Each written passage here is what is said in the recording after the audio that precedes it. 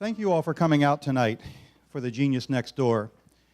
And as Hank mentioned, some of you were in the audience when we ran a beta test of the Genius Next Door back in November. And at the end of that session, we had an opportunity to have a dialogue with members of the audience, what went right, how we could improve the program. And one way we thought we'd improve the program is to open up the auditorium to alcohol. So, if you don't know this room says no drink or food permitted. And when I talked to Hank about running the Genius Next Door without alcohol, I said, no, that just won't happen. It won't occur.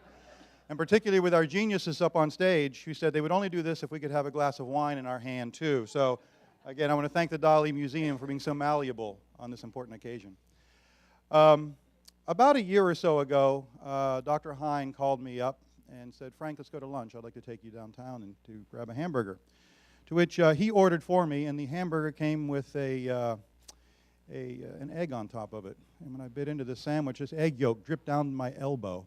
What in the world are we doing? I said. He said, Frank, I want to talk to you about a strategic vision, about putting eggs on burgers, about doing all different things you might have never thought of. Let's live on the edge for a moment.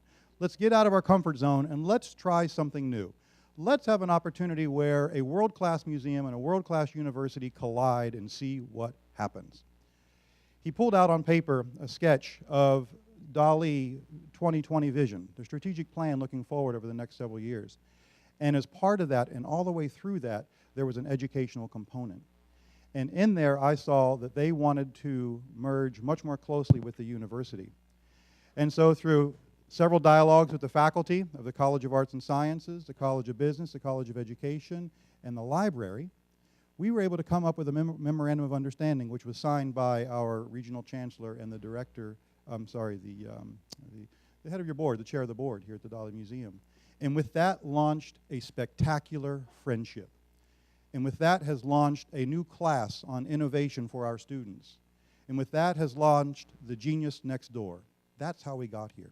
So we are at the infancy stage of this creative merger between our two institutions.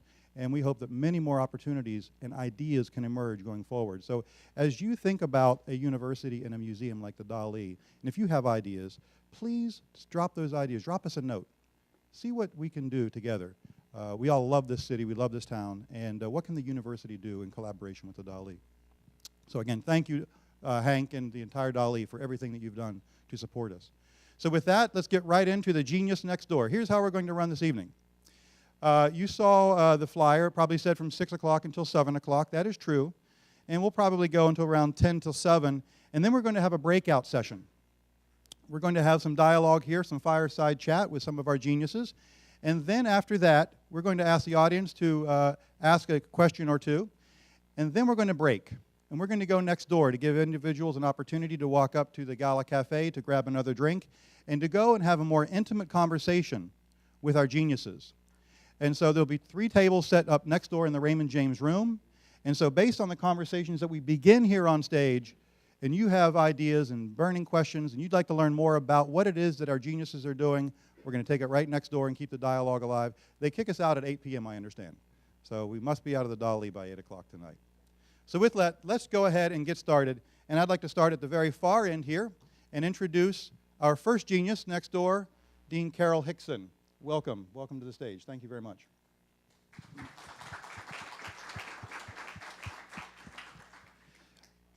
Carol. Yep. Oh, we're not talking yet. No. In a minute. So Carol Hickson is the dean of the Poynter Memorial Library at the University of South Florida, St. Petersburg. Dean Hickson has been a professional librarian since 1984. In the past 35 years, she has worked in some of the best academic libraries in North America, including Cornell University, the University of Nebraska-Lincoln, the University of Florida, Indiana University, UCLA, and the University of Oregon. Prior to joining the University of South Florida, St. Petersburg, Dean Hickson was the dean of the libraries at the University of Regina in Saskatchewan, Canada.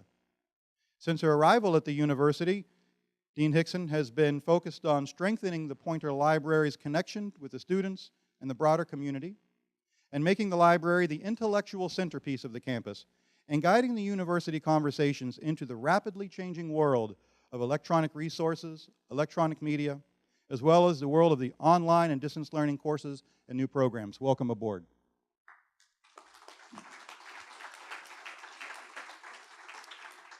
Next to Dean Hickson, we have Dr. Jill McCracken. Dr. McCracken is an educator and an activist.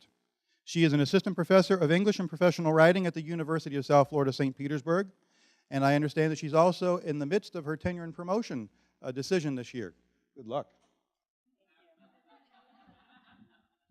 It is, no worries there, no worries. No worries. So, in addition to her ongoing research on the topics of public policy and gender studies and reproductive technologies, she is perhaps best recognized for her research into the rhetoric of marginalized communities, with a special focus on the rhetoric of sex workers and sex trafficking. She has just completed her widely anticipated solo-authored book, Street Sex Workers Discourse, published by Routledge, Taylor, and Francis Press.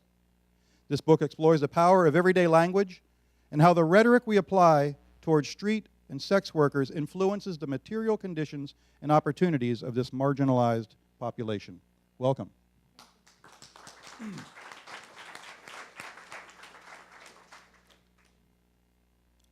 Finally, we have Daniel Scott. Daniel Scott is a full-time instructor of entrepreneurship and serves as the Associate Director of the Sustainable Entrepreneurship and Innovation Alliance at the University of South Florida, St. Petersburg. The Alliance is a community of entrepreneurs, organizations, students, and faculty committed to fostering visionary entrepreneurs dedicated to making an impact on their communities. Daniel is also involved in the Young Venture Capitalist Society, the Florida Venture Forum, and the University of South Florida College of Business Alumni Association. Welcome aboard.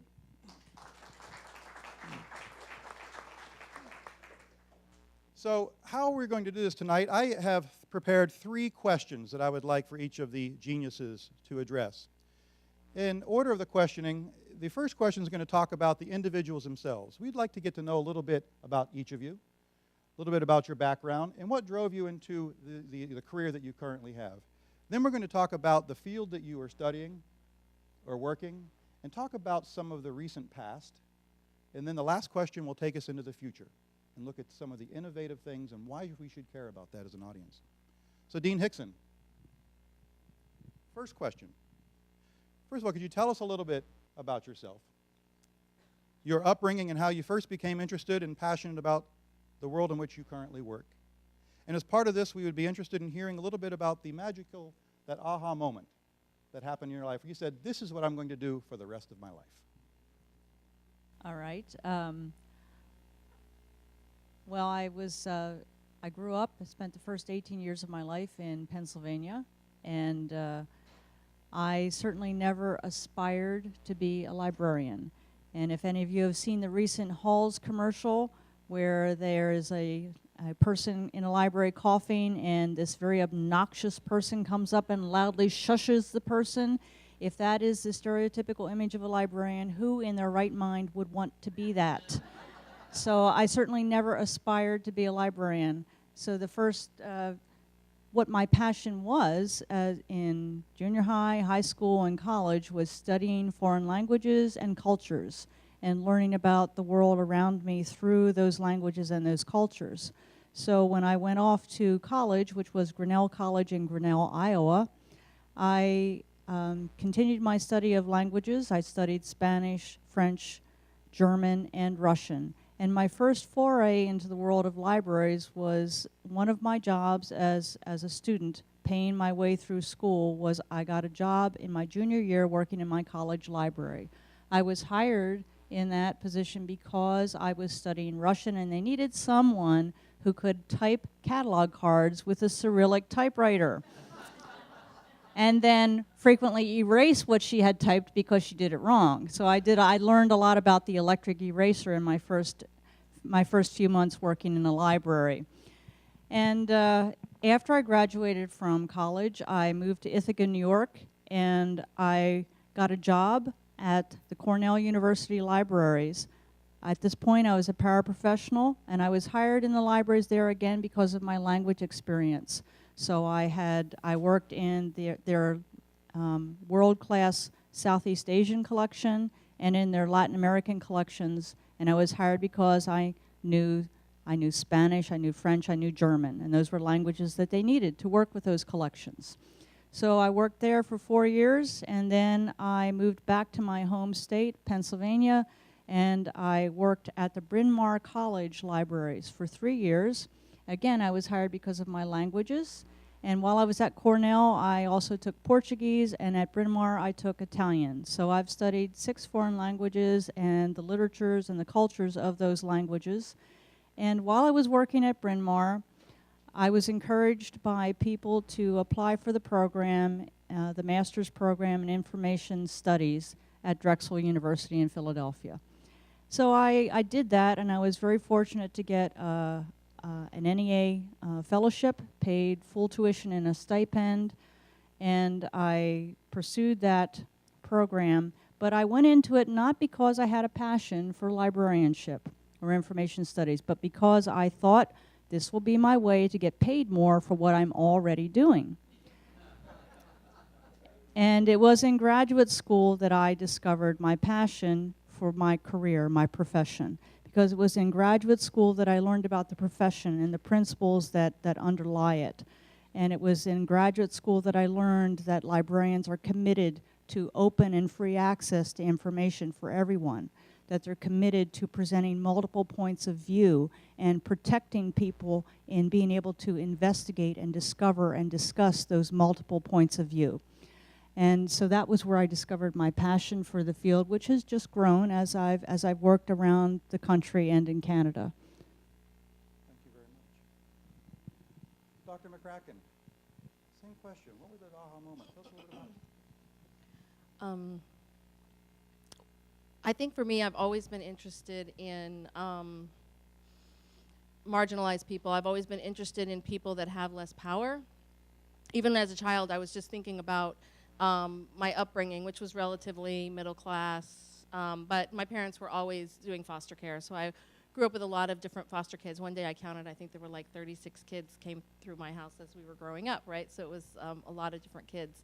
But I'm always interested in power relationships and how systems of power get created and how they influence and affect individual people.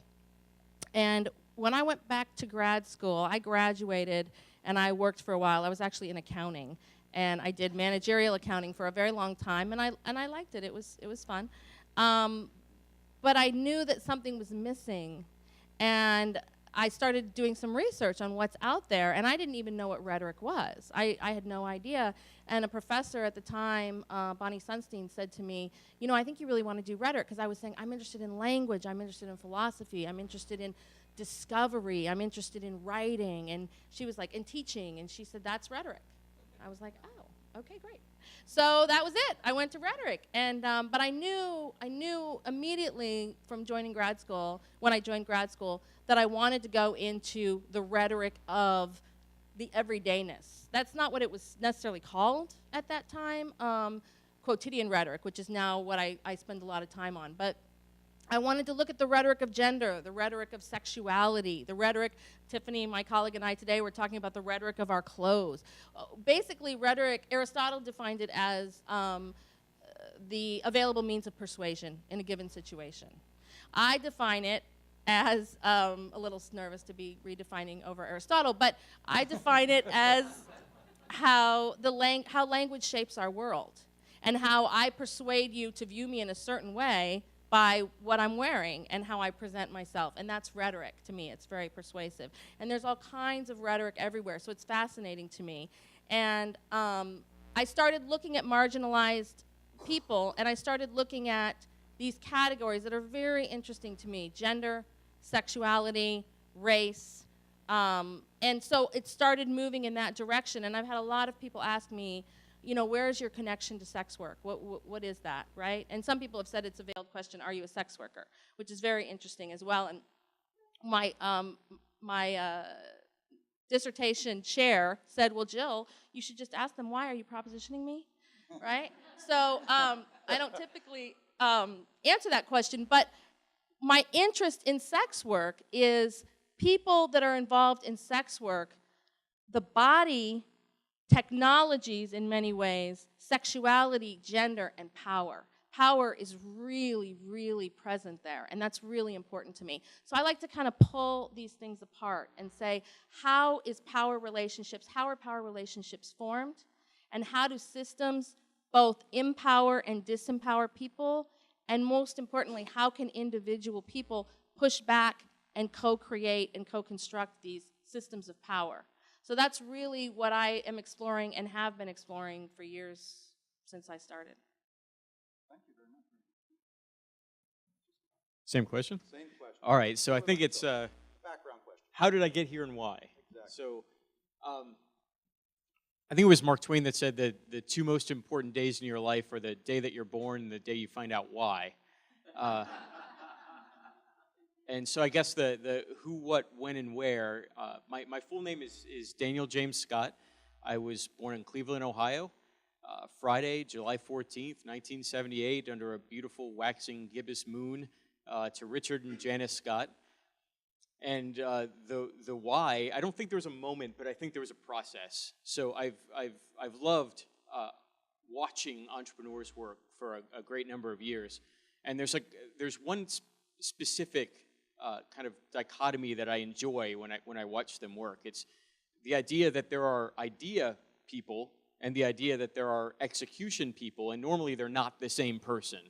And so entrepreneurs can typically take a really great idea and really fantastic execution and marry the two under one roof, which is great. So I've been kind of developing both of those skills myself since I was a kid.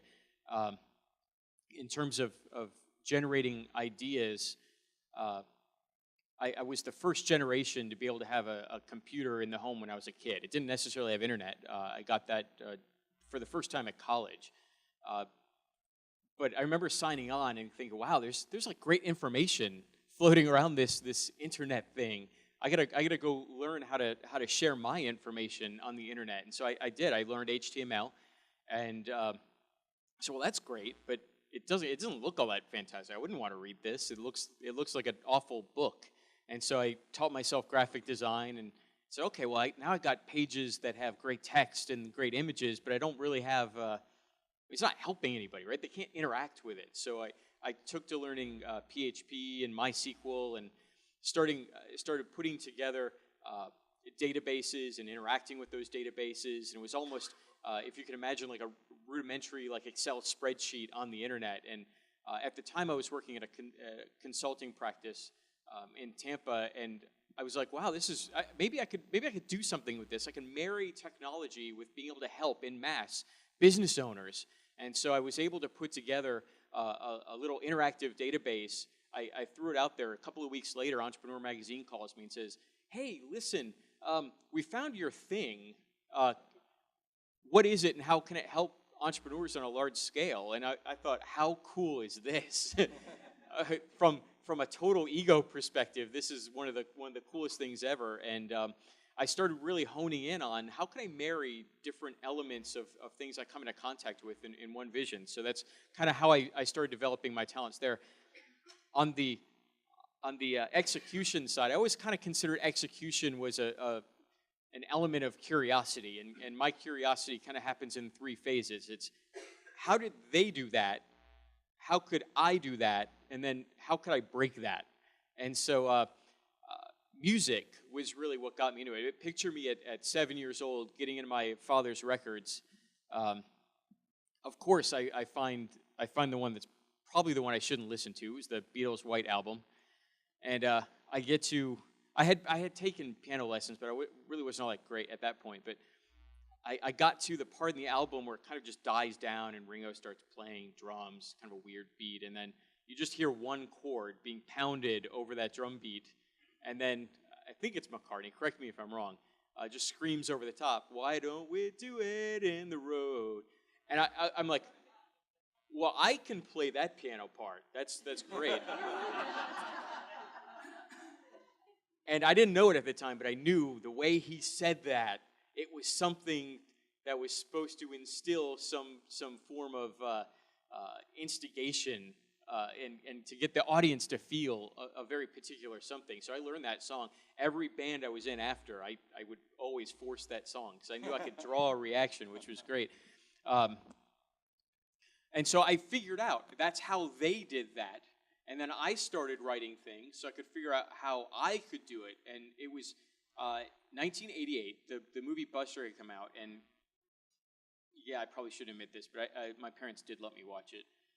But you know, that soundtrack was done by Phil Collins. He had done this Mindbenders cover, which was and it was great. I hear it. I think it was during the credits, the Groovy Kind of Love. And it's playing over. I'm like, that song sounds awfully familiar. And at the time, I was practicing a song to play at a recital. It was Clementi's Sonatina in G major. And I'm like, oh my gosh, I can do this. And it was before rap music was playing an '80s song and then talking over the top.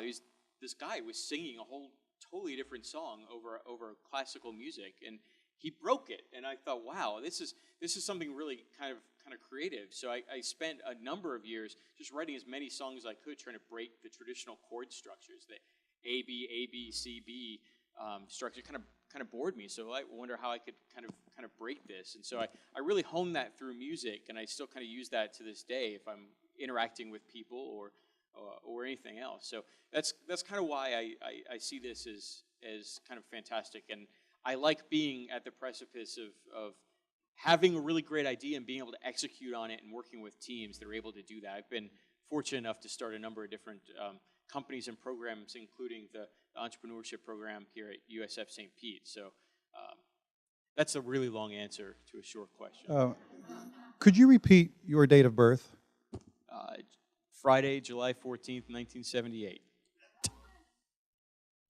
Amazing. It's amazing. Would you like to take a second question since you have the microphone? Carol's eyes are saying yes. Okay. So let's take your field of entrepreneurship a moment. Yeah. And take us back in time a little bit. Sure. And some of the moments where this has actually become a field of study. Sure. Because my guess is when many of us were in college, there was never a program in entrepreneurship per se. So how did we get here, and what were some of the driving forces behind such a program in entrepreneurship? There were some. I had an opportunity to go out to San Francisco this past week and talk to a number of entrepreneurs that are nearing, unfortunately, the end of their lives. Kind of talk about how entrepreneurship really became a field in colleges. There's this fantastic group of people that were entrepreneurs themselves that basically said, I'm going to come to these institutions and I'm going to foot the bill. There's this great woman I got to meet. She helped start USASB, this United States Association for Small Business and Entrepreneurship. Couldn't afford to run this. There may be a couple of people teaching an entrepreneurship class here and there inside of these institutions. So I'm just going to foot the bill. I'm a consultant. She reminded me several times that she was the only female as part of this group, which I thought was just tremendous. And they pushed, they forged ahead. It's still relatively new. I'm not going to lie to anybody and say, well, wow, this is something we could steal from the best programs in the country and bring here. When Dr. Bill Jackson, who's the director of our program, started this program, it was only the second major at a state institution here in Florida, and it still is. 3 years into it. The difference, I think, now, when I did my MBA at USF Tampa, which I completed in 2002, there were some entrepreneurship classes, but you would spend most of your time trying to learn about where would I find data. There wasn't an internet research class. I couldn't just necessarily call the librarian and say, where could I find this data, or where could I find customers? Some of that stuff's gone away, and so the students have data availability. They have access to social media. They know where to go find at least early customers. They can do a Kickstarter project and not only talk to customers, but get cash out of customers up front. What a great concept! So what that's allowed us to do from a very unique perspective now is really set a process that allows entrepreneurs to validate their ideas and their execution really early on. And there's been some great leaders in this field. Steve Blank out at Stanford's been kind of a model of this idea of lean entrepreneurship, lean startup. Can we walk an entrepreneur through a teachable process and get them to be successful, and more importantly, let them know when they're being successful, which is really fantastic. So we adopted that here relatively early. We adopted, you'd be proud if you came and visited us just right across the street at USF St. Pete. We're innovating all the time. Can we teach a class to an undergraduate student about how to build a company? Yes, we have an actual class in scalability. We're at the forefront of being able to do that. Again, out in San Francisco, we got to teach some classes working with other academics of some of the processes and procedures that we're using, and being able to share with them some of the things that we've learned during these first 3 years, kind of sitting out there on the cutting edge. And it's been super exciting. So I guess there's a mixture of people out there at the forefront getting entrepreneurship education into the schools. Then there's another group at the forefront of teaching how do you teach doing a startup, this weird entrepreneurship thing. And then there's a whole nother group. Nathan's back there as well. Hi, Nathan, part of our team. Myself and Dr. Jackson really at the forefront of can we bring creative problem solving into the mix? Can we bring scalability into the mix and really try to advance the field right here in St. Petersburg? So did I answer your question? You absolutely did. Okay. Thank you. Jill, I think sex work's been around a little bit longer than entrepreneurship. It is the same thing. It's the same thing. That's right. Same. Yeah, actually, it's interesting because I have to say, in order to talk about some of the changes, one of the reasons that I actually got into this field, which I forgot to mention earlier, was this concept of helping people, right? Which I think often comes about when we think about people who live on the margins or are marginalized or who have less power or whatever it is. So this concept of helping. But what's fascinating to me, and what I'm actually a little bit nervous to admit that, because in the field of sex work where I work in sex worker rights, there's a lot of sex workers who are like, we don't need your help. Who are you, this whatever you are, to tell us that you're going to help us, right?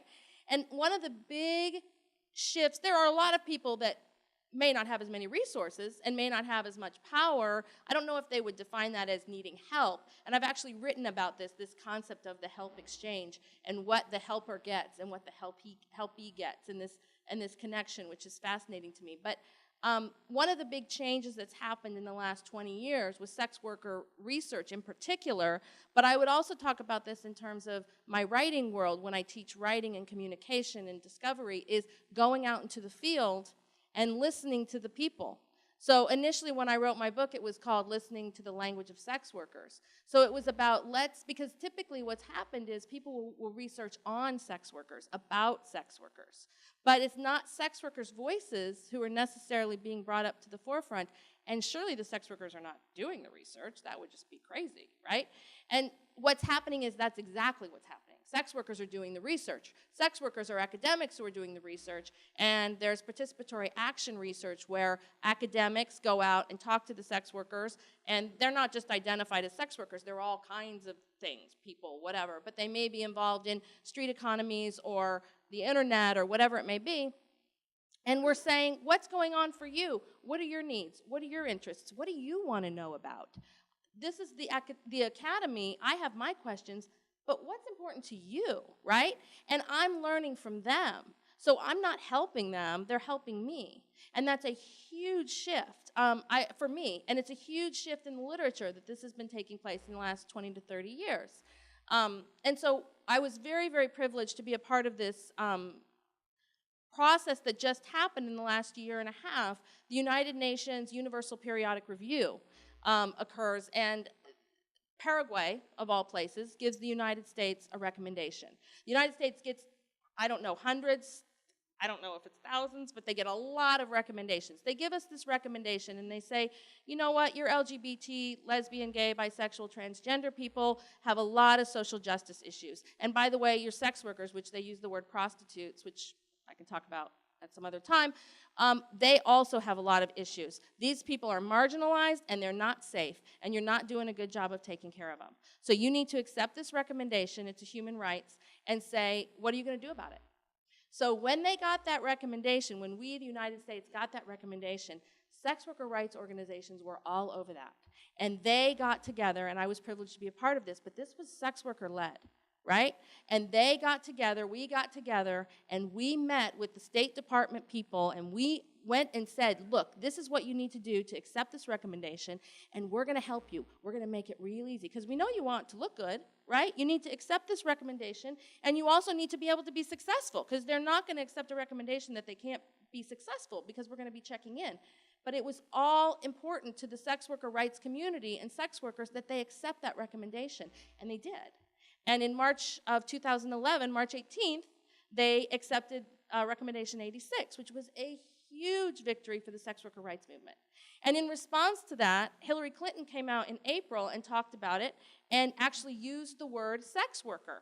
And that is very new, because prostitute, and there's this whole history which I can talk about in terms of language, but sex worker gives empowerment and identity and agency. This is something that I choose, this is something that I want, that I choose in this instance, or that I choose as a livelihood, whatever it is.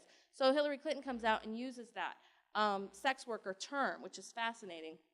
So, sorry to be telling all these long stories, but the point I guess I'm trying to make is when the sex workers are at the forefront and we're able to learn from them and they're able to direct things, it's not me helping them, it's them informing me, it's them and us educating each other.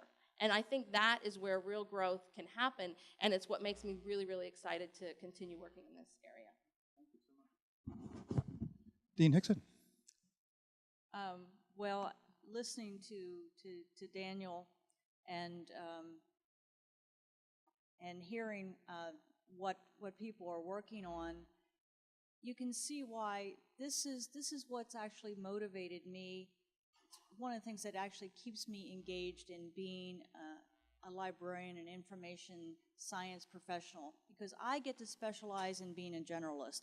I get to hear these stories every day. And this is why I'm an academic librarian, because I get to find out all these amazing things that the faculty are working on and researching, and I get to help support them and the students who are working with them. So that's really what makes me passionate about coming to work every day, is being able to interact with all these great people, because these are the real geniuses.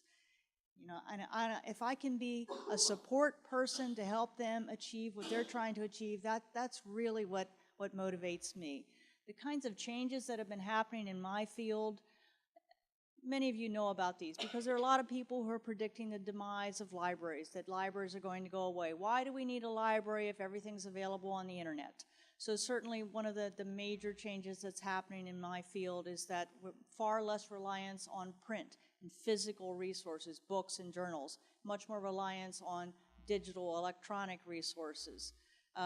Another major change is an expectation that people will have access to whatever information they need, whenever they want it, in whatever form they want it, and that they'll have it free of charge, by the way. So one of the things that we're finding that we have to do in our field is we're having to help people navigate this increasingly complex world. Technology is ubiquitous, technology is disruptive, and people are having to try to make sense of this wealth of information. So we try to help people find what they want in whatever form they might need it. We try to help them decipher it. We try to help them find a way to evaluate what they're finding so they can determine if it's real, if it's valuable, if it's trustworthy. We try to help them then know what they may do with what they find. So we try to help them navigate this increasingly worldwide context of copyright and what they're permitted to do with what they find on the open internet. Just because it's on the open internet doesn't mean that they have the right to reuse it and repurpose it and create something of their own from it. So we try to help them with that. We try to help them customize it, because people more and more have this expectation that they're going to be able to customize whatever they find and make it their own and add something of their own to it. So I'd say that there's some of the things that are driving us, and every day is a new challenge. Every day is something completely unexpected. And one of the things that you find with technology is that you cannot predict what use people are going to make of it. People are going to find their own uses of it, and you can try to plan and you can try to prepare ahead of time, but every single day is a brand new challenge, and you just have to go with it. You have to wing it all the time. Thank you very much. As a faculty member, I am increasingly frustrated when you ask students to engage in research, and their first line of defense is, let's Wikipedia the thing and Google search it. And the idea of actually going to the scientific literature and looking at original sources is a challenge, to say the least. And so I know that we often will have our students go to the library, and thank you so much, and you and your other librarians have a hard time with the students who recognize, and they've grown up with that. If you need something quickly, you just find it right on the internet without knowing the source of the material and just assuming if you can read it, it's the truth. And it's a scary thing. Actually, the first place I start my own research is on the internet and in Wikipedia. Interesting. Yeah. That's where I start. Okay. That's where I start. So, Dr. McCracken, you go first on the last question for the evening. When we had our beta test of the Genius Next Door, an audience member came up and applauded the program, but said, boy, it would have been really nice if you had asked one additional question. And that is, we've all assembled here in the audience tonight to hear the geniuses talk. And we want to leave with understanding what is the most innovative thing on the horizon in your field. Not only that, why should we care as an audience? So what's happening in your field, looking forward? What's innovative, and why should we care? Well, I would answer this question sort of in two ways. It's somewhat in relationship, actually, to what you're talking about, Carol, in terms of multimodal composition. And what I would say in terms of the big picture is, where does the individual physical material body start, and where does it end in relationship to digital technologies, right? So if we took away all of your digital communication abilities right now, how would you communicate? What would you do? Not to say that you couldn't, by all means, of course you could, but it would change. And where does your body start, and where do the technologies end and begin, right? And where do they come together? In terms of sex work in particular, when I think about this concept of bodies and the digital, I also have to think about surveillance, and I have to think about rights, and I have to think about safety. And one of the things that's coming up, I'm sure everyone in the audience is very familiar with trafficking, sex trafficking in particular, which is often very closely related and even conflated with prostitution. Sex work, I neglected to state, is a very broad range. It doesn't just include prostitution. So it's lots of different things that are both legal and illegal. But prostitution and sex trafficking are huge in people's minds. And it's there's a lot of concern about criminalization and how we best go about doing this. And I would say on the horizon, and this is directly related in some ways to the United Nations Universal Periodic Review that I was talking about, people are looking at, is criminalization necessarily the best way to go about dealing with these problems? Certainly in terms of trafficking, it needs to be criminalized, but in terms of prostitution, does it push people further into the shadows? Does it make it harder for them to find safety? Does it make it harder for them to work together? So on the forefront, a lot of people are looking at these issues of criminalization, decriminalization, anti-criminalization, looking worldwide in terms of what's happening in other cultures in other countries, and ultimately looking at what's most important in terms of an individual's safety, and how can we empower that individual to make their most informed, best decisions. And so I would say, whether it's my writing classroom, where I'm encouraging my students to go out into the community, which I do, and they do civic engagement, and they are connecting with the community and getting the answers with and through the community, and the same with what I would describe people who are involved in the sex industry, who are also at the forefront helping to create those answers and say what makes the most sense for us in terms of empowerment, agency, and safety. And those are some of the big things that I see coming that we need to ask in terms of questions and what's going to make people most safe and able to speak their truths. Thank you so much.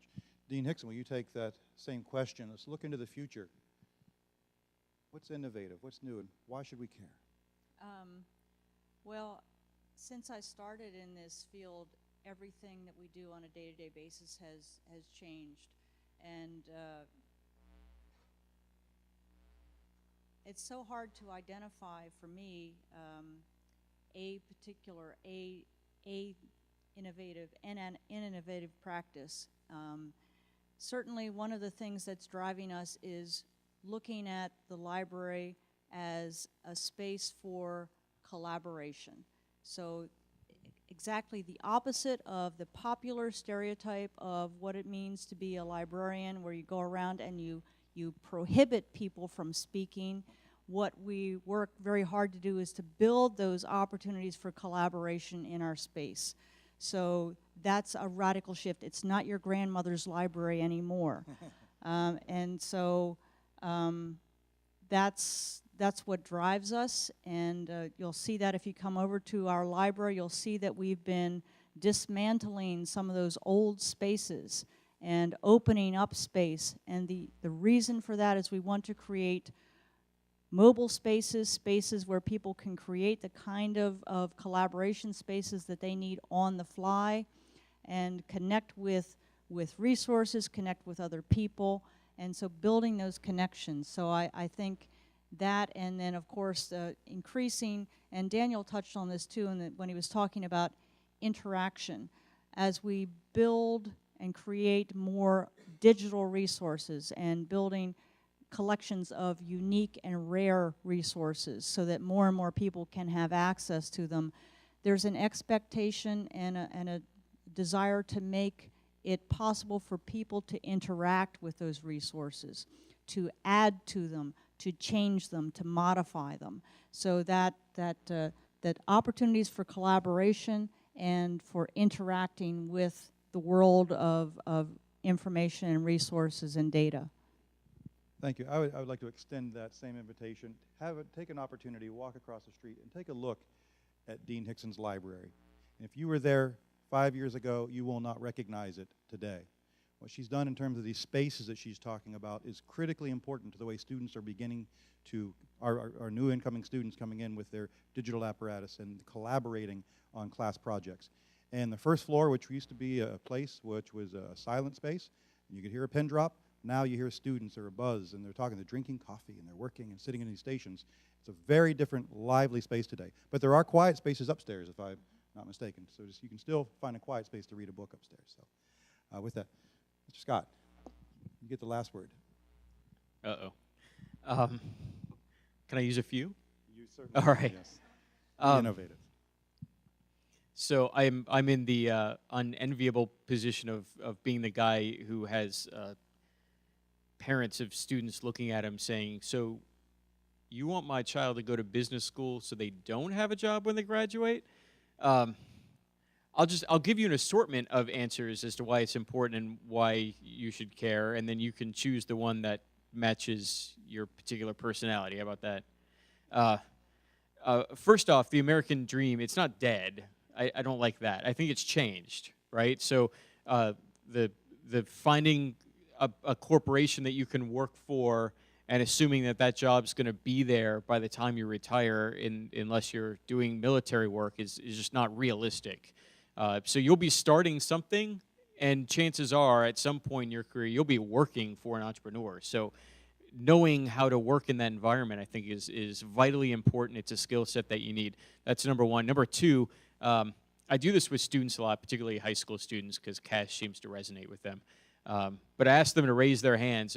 How many of you are looking to go to College of Business? A lot of them do, because that's why I'm there. And then I go, well, how many, just by show of hands, how many accountants do you know that are multi-billionaires? And they go, how many middle managers then? No. Okay. Marketers? What? No. How about entrepreneurs? Yeah, Mark Zuckerberg, I want to do that, and so I can appeal to the wealth creation aspect. Uh, I think it will please you personally, and I think Nathan in the back will back me up, and Frank who's been gracious enough with his time to be on our team in entrepreneurship would back us up about the students here in St. Petersburg. The one that resonates the most with our students is when you say, how many of you want to change the world? Not just be a passive participant, but be the person that makes this place better by the time you leave it. That's the thing that really hooks them. That's the one that makes them say, yeah, entrepreneurship's the one. Then they go take Nathan's great creative problem-solving class, and they learn some of those skills on how they can change the way that they process information and create better solutions, which then they can then leverage to change the world. And you see their eyes pop, and they go, wow, this is the thing, right? Because if I can leverage wealth creation, and I can leverage the idea that people aren't going to be stuck in one place for the rest of their lives, and I can leverage all of those things to make the world better before I leave this earth, that's the really cool thing. So if we can give them the skill set to do that, I think we're in a fortunate position. So that would be why I think you should care, is because these kids care, and they care for the right reasons, and they want to make an impact. So hopefully all of you here will take the opportunity to join us on campus at some point and interact with the students because they want to do the right things. Terrific. Thank you so much. Thank you all, three geniuses.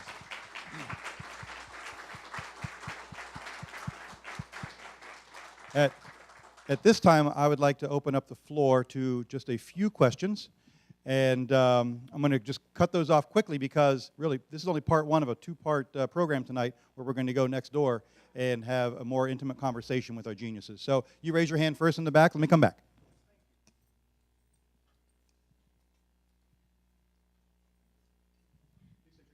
My name is Don Modesto. I teach at HCC. My question is, going back to Wikipedia, which is a famous bugaboo of professors. They restrict their students from using it typically. I'm curious as to why, what, and how about your using Wikipedia. Why is that your first resource? What do you find there you don't find elsewhere? And how do you filter sound material from the nonsense? Thank you. Well, one of the things that I look at with Wikipedia, as I said, it's a place to start. It's a single place where you can get a general idea of the work that's being done. The Wikipedia editorial board actually works very hard at maintaining good sources of information. So when you create an entry in Wikipedia, there are expectations for citations and verifying the information that you're providing. And they go through, they have a board that goes through and they will remove information, they edit information. It's sort of the collective consciousness. Anyone in the world can sign in and edit content. It's verified, but it's verified by a group of people who are interested and who maybe are self-appointed experts in a topic, but they are required to provide citations. We had a professor last semester at the university who gave an assignment in one of his history classes, and I think it was an outstanding idea. And this was, here are topics. I want you to go out and create an entry for Wikipedia. And that required those people to dig in to the resources, to dig into primary source materials, and to actually write a well-documented research paper that then got submitted to Wikipedia. There have been studies that have been done in the literature in my field that have looked at the accuracy of information in Wikipedia as opposed to, say, a traditional encyclopedia like Encyclopedia Britannica. And what the studies have shown is that the accuracy of the information in Wikipedia is at least comparable to what is in the the more standard traditional encyclopedias. And when there are errors, they can be corrected instantly. They can be corrected immediately in Wikipedia. That's not the case with a traditional resource like Encyclopedia Britannica. So is it perfect? No. But it represents, there are hundreds of millions of hours of human effort put into that resource. And it's the collective consciousness of the people who have an expertise, who have an interest in a particular topic. There are going to be errors, but when they're discovered, they're corrected more quickly. Is it perfect? Is it always impartial? No, absolutely not. It's a human endeavor, so it's going to have its problems. But I start there, because what I find there are sources and citations and a place for me to get a basic understanding of a topic about which I know nothing. It's a starting point for me. Thank you.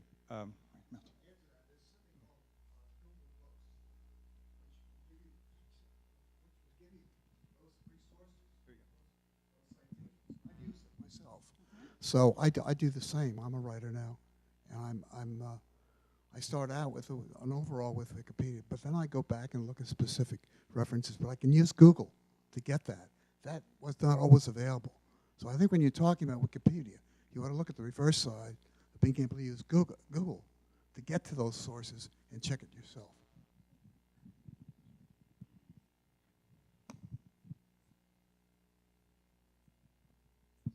Thank you. Hi, I'm Norm Smith, Eckerd College. Question for Dan. You talked a bit about teaching entrepreneurship, and maybe it's a matter of semantics, but your examples were what I would call the development once the idea is hatched, if you will, from incubator. Can you teach the incubation of ideas, perhaps using discontinuous entrepreneurship or discontinuous innovation? How would you go about to start that? I think probably the only genius move I've made in academia is convincing the university to hire Nathan in the back. Yeah, we took a gamble on that. We when Dr. Jackson started this program, he went out and asked local entrepreneurs, what are the skill sets that are essential for these people? Not just to be great entrepreneurs. I mean, that's difficult, but just to be great people or great employees, somebody that you would hire. And they developed this 4C model. It's community, creation, creativity, and did I say communication already? Did I say that? Okay. There's 4 C's. There's great, but creative.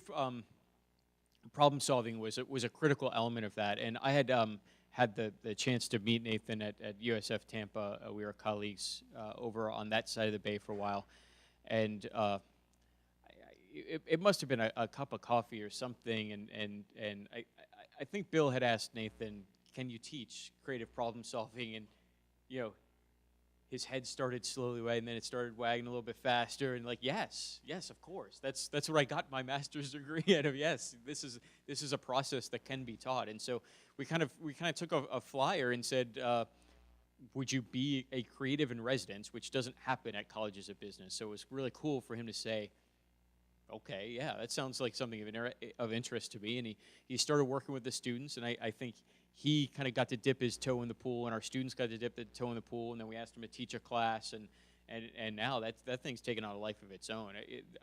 Very soon in the very near future, I foresee a time when the very first class that they take, as it is now, will just consume Nathan's entire teaching schedule of walking through the process of being able to generate as many ideas as humanly possible, and then have the sufficient enough toolkit to be able to reconverge on the ideas that have some viability behind them. And so yes, we very strongly believe that's something that can be taught. And I personally do I see Ruben back there? We've got these great students to be able to use that process and come up with just some fantastic stuff. So I think it was a hypothesis. I think we see it working, and I think guys like Ruben are out there proving that it's having an effect on the students and making a positive impact on our community. So I would love to speak with you more about that and what you're doing too. We're always wanting to learn more. So it's great to meet you. That would be awesome. Thank you. Is there a question for Dr. McCracken by chance? No, yes. Okay, one second.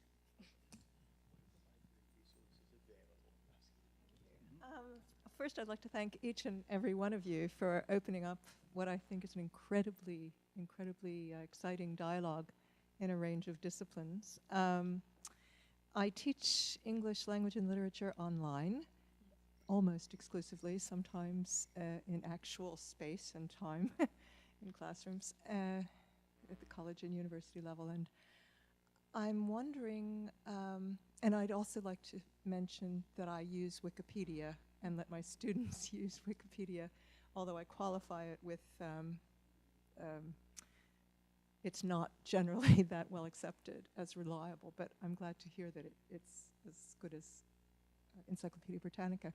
My question has to do with wondering if you have, how familiar are you, and what do you think about what I understand is a relatively recent innovation in online education called MOOCs, M-O-O-C, which is, as I understand, a kind of free of charge way that some very well-known universities like Wellesley, MIT, and Harvard are giving classes online. What do you think of that? How is that changing education, etc.? I know a little bit about it. I think the acronym is just fascinating. I'm like, MOOC, who did this? But aside from the name, I think it's interesting. I don't think it's clear yet what it means or what it's going to look like, right? But in terms of, to provide a little bit of context, it's this idea about teaching composition, so to speak, writing in an open university, open access, free.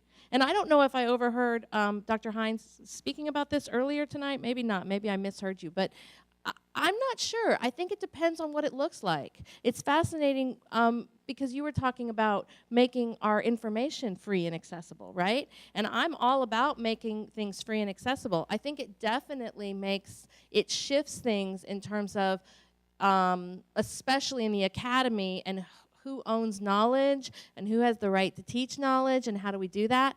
But for me, as an individual and a professor who is not afraid, I am not afraid at all of getting replaced by a MOOC. Not at all.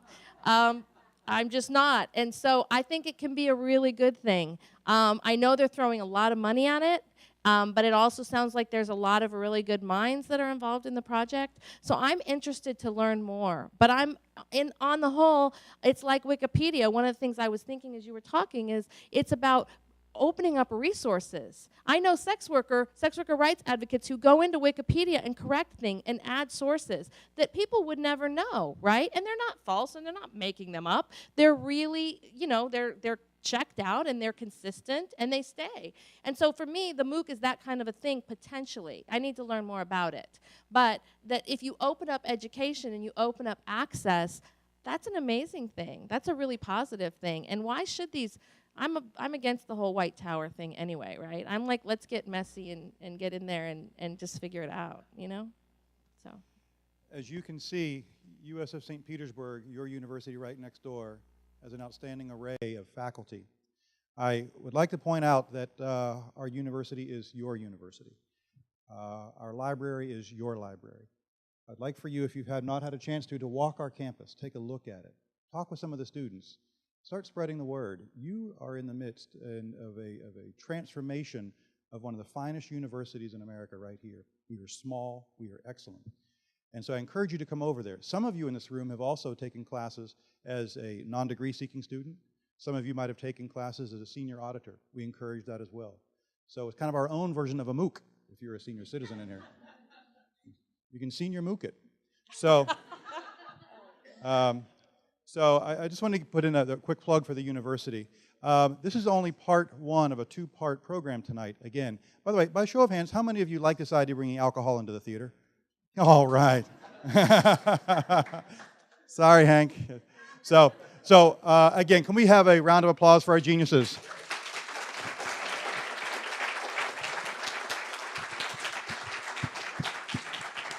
The idea is to do this regularly. What does that mean? We're not sure yet, but it will happen on a Thursday evening, possibly monthly, once a month. We're going to try to set that schedule in motion. So hopefully you've enjoyed what you've heard tonight and want to learn more and engage more. Again, our geniuses are going to go right next door. There are 3 tables and lots of chairs. So please go grab a drink, go next door, and have a one-on-one dialogue with the geniuses. Thank you all for coming.